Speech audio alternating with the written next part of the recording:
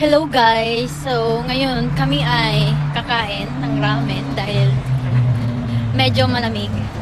Celebrate namin ng first anniversary. Anniversary pauso. So, maraming nagtatanong kung paano nga ba kami nakapunta dito. Simple lang guys, via airplane. Charot. Ako na lang yun. Okay guys, so ano nga ba or paano nga ba nagsimula? Part 2 na yun, part 2 na. Part 2 na daw. See you guys to my YouTube channel. Hit like, subscribe. Bye! Kwentuhan muna tayo dito ngayon sa park habang tayo ay muni-muni muna. Muni-muni. So, kailan nga ba nag-start ang Australia? Or bakit Australia? Paano ba kami nag-apply? Paano nagsimula ang lahat? Well, curiosity din siguro kasi paano ba kung sakali mag-abroad, mag-try magtrabaho sa ibang bansa, ganyan. And partly siguro dahil may platform din si Jomar sa kanyang teaching. Meron siyang YouTube channel guys. So, hindi pa naman ganun kasikat pero at least may mga followers siya doon and medyo earning pero hindi naman ganong kalakihan pero at least meron kahit papaano. So side bang topic siya more on sa CWCI certification, so more on sa mga building, engineering stuff. So siguro partly isa rin 'yon sa naging instrument din and may mga influence din sa friends na may mga nag-aaya, bakit di mo i-try dito kasi kaya mo naman, ganyan. And nag-try din siyang mag-apply sa Seek, sa LinkedIn. May mga nag-o-offer naman ng employer sponsorship pero hindi siya natuloy. For some reason, hindi natuloy. Maraming mga nag-aaya din. Yung reason na yun, dahil wala akong visa. Oo, isa na rin yung wala kang visa. So, mahal kasi sa kanila yun eh, yung kung i-sponsor kanila. So, kahit na sobrang galing mo, kahit na okay yung skills mo, okay yung work experience mo, mas gusto pa rin kasi nila na as much as possible, andito ka na sa Australia. So, Or may visa. or may visa ka na. Valid working rights. May valid working rights ka na, ganyan. So, maraming reason bakit hindi siya natuloy and isa na rin yun sa reason na yun and tinry niyang i-search ang PR pathway dito sa Australia. So, paano ba siya? And of course, parang tinignan namin kung kaya ba talaga na ma-PR agad-agad. So, depende siya sa occupation list kasi. So, dun tayo sa question na, ayan na ang aking mga kaibigang ibon. So, dun tayo sa paano ba yung naging pathway. Ang pathway namin is PR pathway or Skilled Migration Program na sinasabi nila. So, paano ba yun? May kailangan bang company pa rin? So, wala. So, sariling sikap siya. Walang company na nag-sponsor sa amin, kundi talagang True skills assessment. true skills assessment siya. Pero ang nagpa-skills assessment lang ay si Jomar. So, isa-search nyo lang yan sa imihomeaffairs.com.au. So, kung kasama ba ang inyong work experience sa occupation list nila or sa skilled occupation list nila. So, kasama dyan ang nursing, architect, IT, kasama rin, engineering, kahit na anong engineering. Pero si Jomar lang yung nagpa-skills assessment kasi mahal din magpa-skills assessment. Kung pati ako magpa-skills assessment. So, paano nga ba yun? So, ang unang naging step actually is yung English test o yung tinatawag nilang PTE. So, yun yung unang-unang step. So, sabi namin, okay, sige, try namin tong English test na to. Kung makapasa man kami dito, ibig sabihin, kaya. So, tinry lang talaga namin. So, hindi naman talaga gustong-gusto na mag-abroad. Kasi parang para sa akin, para din kay Jomar, iba pa rin kasi yung happiness or saya kapag nasa Pilipinas ka, kasama mo yung family mo.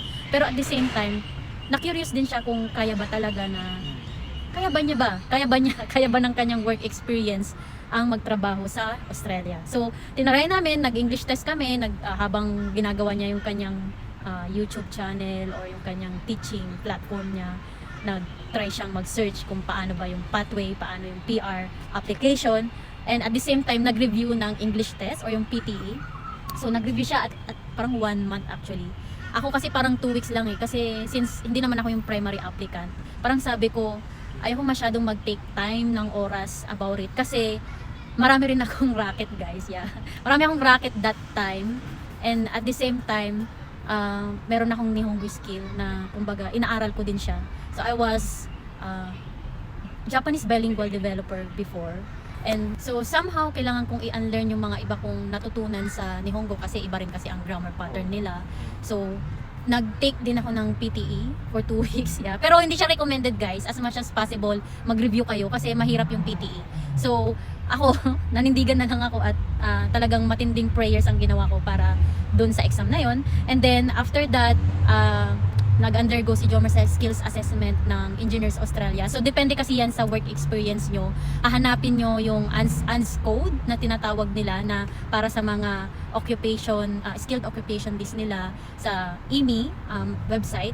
Depende sa assessing body or yung Australian sector na mag-check ng work experience nyo. So, sa kanya is Engineers Australia. So, nag-antay siya ng positive skills assessment. I think that is that was May 2023, and then nung na-approve yung kanyang skills assessment or nagkaroon ng positive skills assessment, nag-lodge kami ng EUI, that's mga siguro mga September na. So yung EUI na yan, marami kasi kayong i-upload ng mga documents dyan. So kasama dyan yung positive skills assessment. So maraming documents ang ina-upload, depende yan sa assessing body, depende yung assessing body kung ano yung ipapasa yung requirements. Pero ito guys, GIS lang to kasi hindi naman kami immigration lawyer or immigration agent.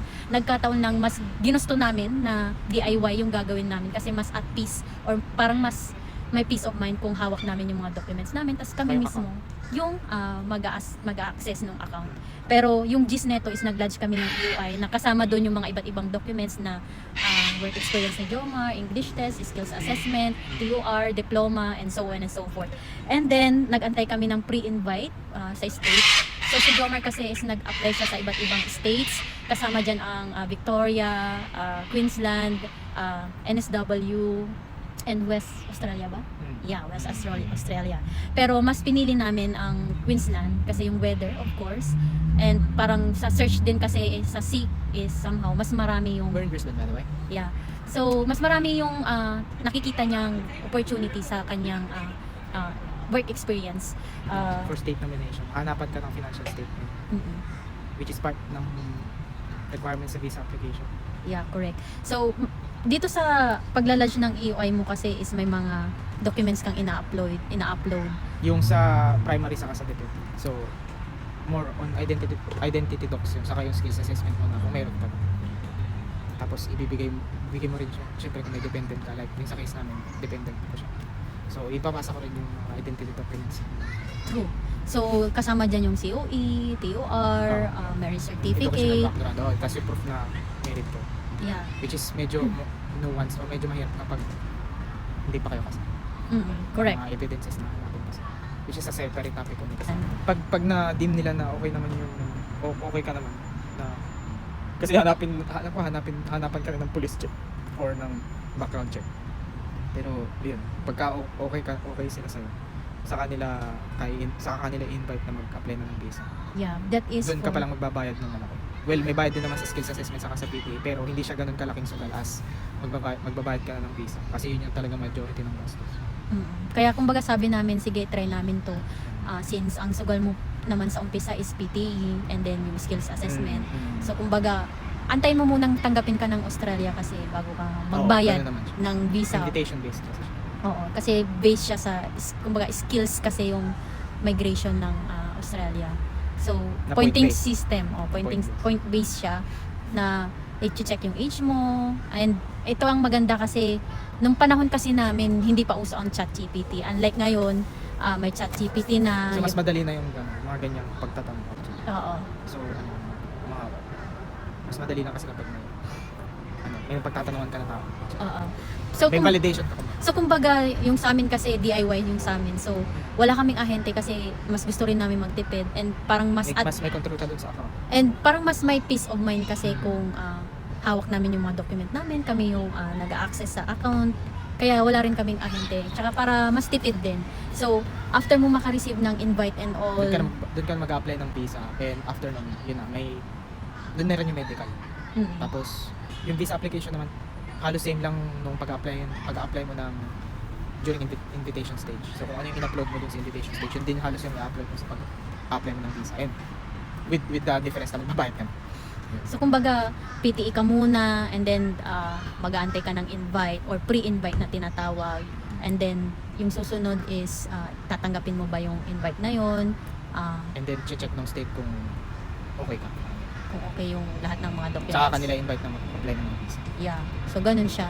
Pero ito guys, yung sunod naman na question, bakit Queensland or bakit Australia yung napili namin? It's because malapit siya sa Pinas, madaling makabiyahe ng papunta sa Pinas, mas mabilis yung yung biyahe kasi 8 hours lang.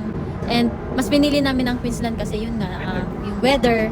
Kasi hindi ko kaya sa malamig talaga. Although sinasabi nila mas maraming opportunity ng IT professional sa Melbourne and then sa Sydney, sabi nila. Pero sa akin, mas kaya ko kasing, kumbaga, mas gugustuhin kong tumira sa lugar na kaya ng katawan ko din. And then, naniniwala kasi ako na, kumbaga, kung ibibigay sa'yo ng Panginoon, kung para sa'yo talaga yan. So, kumbaga, nag-antay talaga ako ng opportunity dito sa Brisbane na based sa aking work experience. And I think nakatulong naman na dahil galing din ako sa global company sa Pilipinas, which is good. Talagang nakikita nila, oh, you're from ganito, ganyan. So magandang rin yun, maganda rin siya na work experience. And then, ayun nga, hindi porket nakikita nyo yung mga friends nyo na, oh, ganito, ganyan, nandito na siya sa Australia. Iba-iba yung pathway. Oo. Pero iba-iba kasi tayo ng case, iba-iba rin tayo ng sitwasyon. Pero mas maganda kung meron kayong sariling research din as much as possible. Kasi hindi naman kami immigration lawyer, hindi rin kami immigration agent. This is based on our experience na somehow masishare namin. Based siguro kung parehas tayo man na IT, engineer, mechanical engineer, walang kid, siguro kaya namin magbigay Tapos ng kapag suggestions or advice. Tapos kapag nakapag-lodge ka na ng visa application. So tapos mag-antay ka ng around 16 to 20 months. Nung sa case namin, nag-iba-iba yung timeline. Actually, nung kami, hindi namin agad pinagsabi yung plan namin kasi maraming pwedeng mangyari. Kasi nag-iiba-iba ang rules ng immigration kaya hindi rin namin sinabi sa mga kakilala namin as much as possible. Nagsabi kami sa family namin nung nakapag-lodge na kami ng visa. And I think nakatulong din sa amin yun kasi less stress. Kumbaga, less yung magtatanong-tanong about sa plans, ganyan. And then siguro isa sa nakita namin nung time ng 2024 is parang ang bilis nung approval nung sa amin. Maybe because yung dependent niya, which is ako, is nasa occupation list din, which is yung IT. Pero yun lang yung tingin namin. Kasi nung time na yun, from 16 months, naging 20 months. Nabigla na lang kami na na-approve yung visa namin. That was March. first quarter, March 25. Oo. Lodge March application 2020. fourth quarter ng 2023. Kasi yun yung 16 months. Yeah. Tapos yun nga, pag doon na-approve na yung visa, doon na kami nag-start mag-apply ng work sa Pinas pa lang. Sobrang blessed din kami na nung nag-take kasi ng PTE si Jomar is superior agad kasi mahirap maging superior sa PTE English test. So sobrang blessed na lang din kami na superior agad yung nakuha niya kasi since pointing system man siya, kumbaga malaking bagay yun sa application niya. So and then isa na rin doon yung nagkaroon na rin siya ng work bago kami lumipad kasi sobrang dalang mangyari yun na magkaroon ka agad ng job offer bago lumipad. Pero yung pathway namin talagang PR pathway siya, no work or kumbaga wala kang employer muna. So talagang you need to submit all of those documents. So wala kang ibang employer na or sponsorship na tinatawag. So guys, hindi porket nakita nyo yung mga kaibigan nyo, mga kakilala nyo na nandito na sa Australia, offshore siya, nakapag-apply siya, Australia siya. Guys, mahirap ang tumira talaga sa abroad kasi from scratch. Lalo pag wala kang kakilala. Oo, lalo pag wala kang kakilala. So, kami kasi wala talagang kakilala dito, wala kaming kapamilya. So, wala kaming bahay, wala kaming trabaho. Kailangan mo maghanap ng sariling sikap talaga. So, Sa simula. oo, everything talaga from scratch. So, mahirap ang mag-abroad, mahirap ang tumira sa abroad. So, as much as possible, tatagan ang ating mga mental health. And of course, talagang matinding pag-iipon ang gagawin mo or matinding paghahanda yung gagawin mo kasi lahat talaga dito ay mahirap. Hindi siya madali, promise. Ultimong paghahanap ng trabaho, mahirap talaga.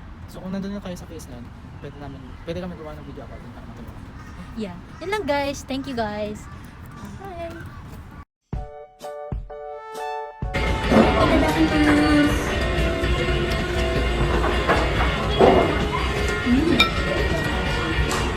So ito yung soft shell. Gusto mo? You wanna try it? Ayun siya. Soft tuloy. Soft shell crab. So first time ko matitikman yung pag ganito. Yung may soft shell. Paano sa kainin? Soft ko nga siya.